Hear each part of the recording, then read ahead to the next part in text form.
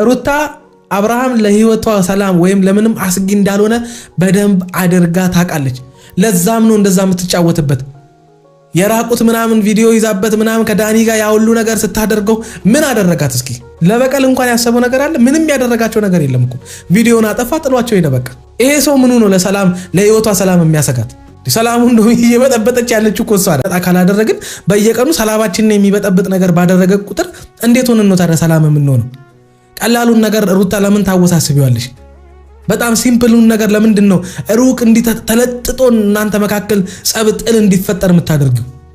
ሁሉም ነገር ባንቺ እጅ ነው ያለው። በነገራችን ላይ በሁለታችሁ መካከል ያለው ግንኙነት እንዲበርድና ሰላም ሆናችሁ ልጃችሁን እንድታሳድጉ ሊያደርግ የሚችለው ነገር አንቺ ጋር ነው ያለው። በቃ አብርሃም ጋር ችግር ካለ እሱ ጋር ያለውንም ችግር ማስተካከል ቀላል ነው። አንቺ ጋር ግን ነገር ነው ሁሉ ጊዜ የምትፈልጉት፣ ሁሉ ጊዜ ለነገር ነው የምትዘጋጁት። ያ ነው ሰላምሽን የመጠበጠው።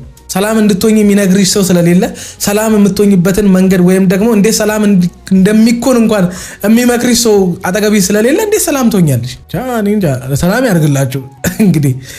በጣም ትክክል ፍሬው የተናገረው ነገር ቤተሰብዬ ላይክ ሼር ሰብስክራይብ በማድረግ ይድረስ ለፍሬው ቲዩብ ሲሰርቡ ምናምን ሰምቼ ነውና ፍሬው ቲዩብ በነገራችን ላይ እውነት ነው። ሩታ ስታጠፋ አጠፋች፣ አብርሃም ሲያጠፋ አጠፋ። ይሄ ትክክለኛ ፍርድ ነው። በቃ የፈረድከው እውነት ግን ነው።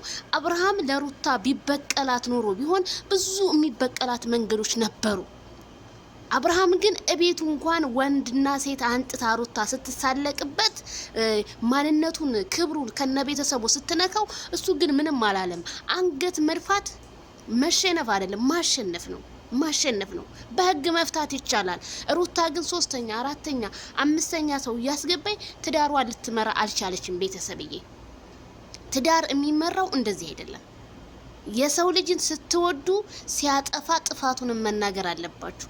ግን እናንተ የሩታን ጥፋት ብቻ ድፍንፍን አድርጋችሁ ምንም በቃ አላደረገችም ተበድላለች እንዴ?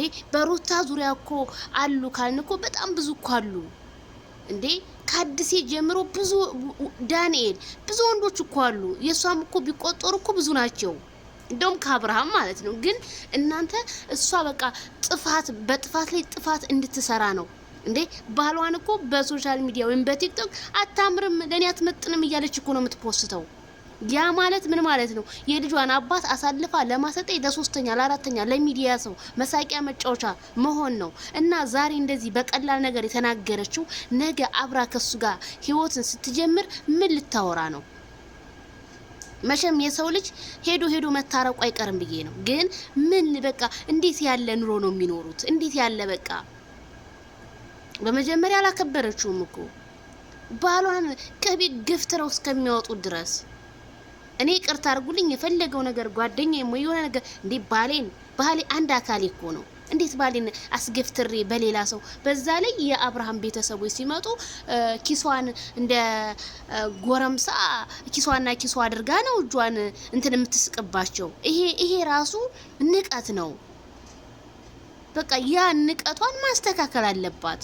ራሷ ወንድ ልጅን መመለስ ትችላለች። ወንድ ልጅ እውነት ቂል ነው መመለስ ይችላል። እሷ ግን በቃ ጨካኝ እንዲሆን በቃ ሌላ ነገሮች እንዲያረግ ነው የምትፈልገው። ያ አይደለም፣ ያ ተወዳጅነትን አያረግም። እንዳለ 6000 ነው 7000 ሰው እንዳለ ኮሜንታተሩ ታጠፋተኛ ነው ያለው በትናንቱ ቪዲዮ እንኳን ማለት ነውና ፍሬው ቲዩብ የተናገረው ንግግር እኔ ቤተሰብዬ በጣም ምርጥ ንግግር ነው የተናገርከው። ቀጥልበት። ይሄ ነው ምንም የሚያስተምር ነገር የለም። ለሚመጣው ትውልድ ምንድነው የሚማረው? ይሄንን ቪዲዮ እያየ ዛሬ ሩታና አብርሃም ቪዲዮን ቢያጠፉት ከህዝቡ ላይ የጠፋን ቪዲዮአቸው። ስለዚህ ማነው አንዳንድ ዩቲዩበሮች በጣም ይገርሙኛል። የሆነ ሰው ሲሞት በቃ ቪዲዮን አጥፉልኝ ይላሉ። በመጀመሪያ ለምንፖስተው ነገሮች ሁሉ ጥንቃቄ ማድረግ አለብን። ስንቱን የሚዲያ ሰው ነው አጥፋልን ብለን የምንዘልቀው። ስለዚህ ቤተሰብ ድረስ ላይክ ሼር ሰብስክራይብ